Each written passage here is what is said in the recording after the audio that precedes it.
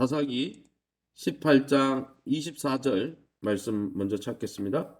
사사기 18장 24절 그리고 27, 28, 30절 자막을 참조해서 저와 여러분이 한 절씩 교독합니다. 18장 24절 제가 먼저 읽습니다. 사사기 18장 24절입니다. 미가가 이르되 내가 만든 신들과 제사장을 빼앗아 갔으니 이제 내게 오히려 남은 것이 무엇이냐? 너희가 어찌하여 나더러 무슨 일이냐고 하는지라. 27절 읽어주시기 바랍니다. 단 자손이 미가가 만든 것과 그 제사장을 취하여 라이스에 이르러 한가하고 걱정이 없이 사는 백성을 만나 칼날로 그들을 치며 그 성읍을 불사르되 28절입니다. 그들을 구원할 자가 없었으니 그 성읍이 베드르홉 가까운 골짜기에 있어서 시돈과 거리가 멀고 상종하는 사람도 없음이었더라. 단 자손이 성읍을 세우고 거기 거주하면서 같이 30절 같이 읽습니다. 단 자손이 자기를 위하여 그 새긴 신상을 세웠고 모세의 손자요 게르솜의 아들인 요나단과 그의 자손은 단 지파의 제사장이 되어 그 땅 백성이 사로잡히는 날까지 이르렀더라. 아멘. 오늘은 사사기 18장 21절에서 31절 말씀의 내용을 가지고 실로의 성소, 단의 성소라는 제목으로 말씀을 함께 나누길 원합니다. 오늘 본문에 보면 이 단 지파, 12지파 중에 한 지파인 단 지파가 폭력을 동원해서 미가의 집, 자신의 형제인 미가의 집에 들어가서 신상들과 이 우상과 에봇을 훔쳤을 뿐 아니라 훔치고 달아나면서 아주 평화로운 마을을 침범해서 하나님의 백성이 얼마나 무섭게 타락했는지 그들의 폭력성을 통해 보여주는 장면이 등장하고 있습니다. 그럼 오늘 이 본문을 통해서 우리가 우리 삶 속에 적용할 수 있는 것이 무엇입니까? 먼저 21절에서 26절에 나오는 대로 단 지파는 폭력을 동원해 미가의 집에서 제사장과 신상들을 빼앗아 갔죠. 24절입니다. 미가가 이르되 내가 만든 신들과 제사장을 빼앗아 갔으니 이제 내게 오히려 남은 것이 무엇이냐. 그런데 미가와 이웃들이 이 자신의 것을 빼앗아간 단지파를 추격해오자 성경 21절부터 26절까지 읽어보면 단지파가 오히려 미가를 급박하고 협박해가지고 돌려보냅니다. 제 욕심을 위해 형제를 배신하는 사회, 또 남의 것을 빼앗고도 적반하장으로 큰 소리를 치는 일, 이 모든 일은 오늘 우리 사회도 종종 찾아볼 수 있는 일이죠.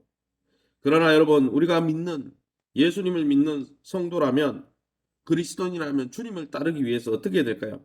저마다 자기 십자가를 지고 자기를 부인하고 하나님의 말씀에 순종하는, 또 성령의 원리대로 순종하는 몸부림이 없이는 오늘 우리 사회도 힘과 폭력과 이 모든 것이 난무하는 타락한 공동체로 전락할 수밖에 없다라는 사실이죠.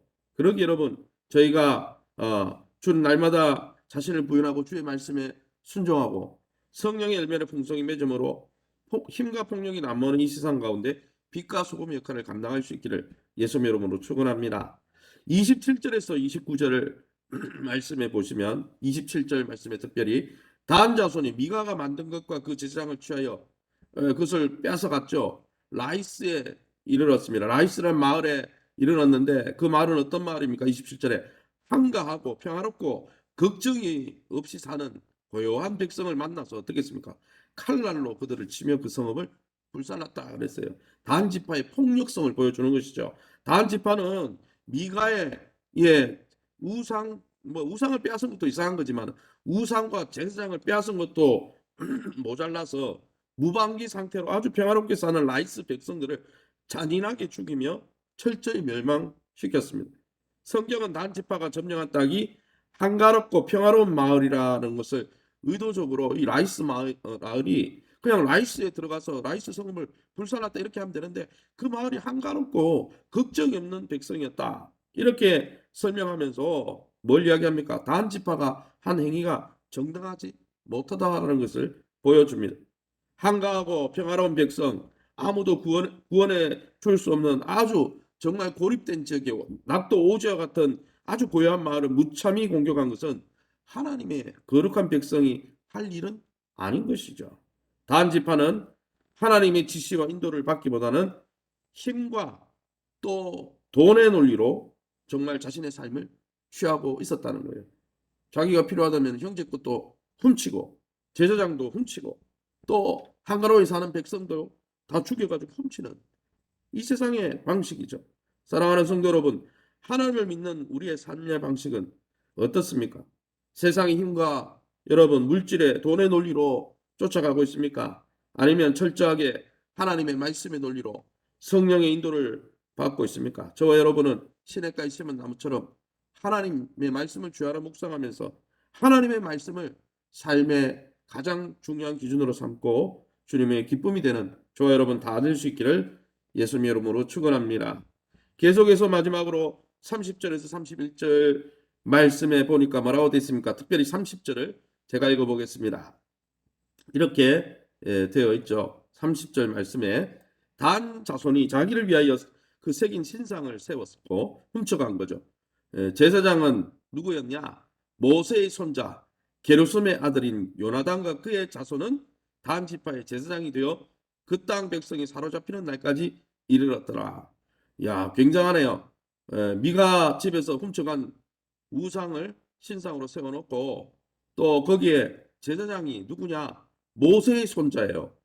모세의 아들이 게르솜이에요. 게르솜의 아들인 요나단과 그의 자손을 아마 이 사람들을 훔쳐간 것 같아. 데려간 것 같아. 대단한 제사장을 모시고 갔네요. 그죠? 무력으로 라이스를 정복한 이 단지파 그 성에 가서 신상을 세우고 모세의 손자를 제사장으로 세웠어요. 그런데 여러분 이 시대에는 여러분 사실 하나님의 성소가 어디에 있었느냐? 사사시대 실로에 있었습니다. 실로라는 단에 있었던 게 아니고 라이스에 있었던 게 아니고 단 지파가 있는 그곳에 단이 있었던 게 아니고 하나님의 성소는 실로라는 곳에 있었고 거기에 성막이 있었습니다. 그런데 여러분 이 단 지파는 자기만의 성소를 세웠어요. 그리고 자기만의 하나님을 따로 섬겼습니다. 공동체에서 이탈한 거죠. 12지파에서 이탈해서 자기 마음대로 신앙생활 한다고 우상 세우고 제사장 그럴싸한 사람 한 명 데려다가 그렇게 세우고 있었다는 거예요. 그런데 하나님은 모세오경 특별히 신명기 말씀에 보면 가나안 땅에 들어가면 한 곳 내가 지정하는 그 곳에만 단을 쌓고 나를 예배하라 그랬지 너희가 원하는 곳에 원하는 제사장 갖다 놓고 예배하라 그런 말 한 적이 없어요. 공동체가 모여서 예배하라고 한 것이죠.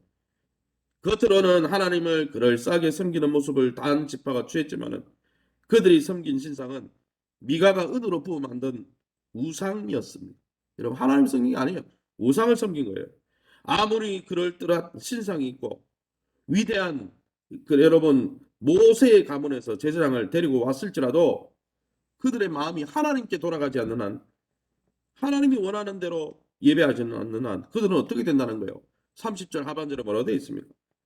포로로 잡혀갔다는 거예요. 그 땅 백성이 사로잡히는 날까지 결국은 노예로 끌려가게 됐다는 것이죠. 하나님께 돌아오지 않는 한 그들의 삶의 결과는 죄의 노예가 되고 결국 다른 사람의 포로로 사로잡히는 것밖에 없다. 왜 굳이 사사기에 아직 포로로 끌려가려면은 바벨론 포로로 끌려가고 여러분 북이스라엘이 아수르의 포로로 끌려가는 날은 아직 한참 몇백 년 뒤인데 왜 굳이 그 구절을 여기다 갖다 붙였겠습니까? 이거는 의도가 있는 거죠. 단지파가 한 거 그 그럴싸한 예배인 것 같지만은 그건 하나님께 돌아간 거 아니야. 결국은 포로로 사로잡히는 그런 일밖에 남지 않을 거야. 무슨 말입니까?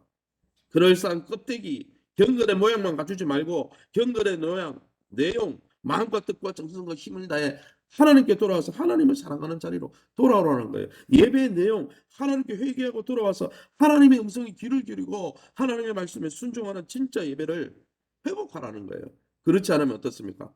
노예로 끌려가는 그러한 운명을 맞이할 수밖에 없다는 것을 우리에게 경고하는 것이겠죠.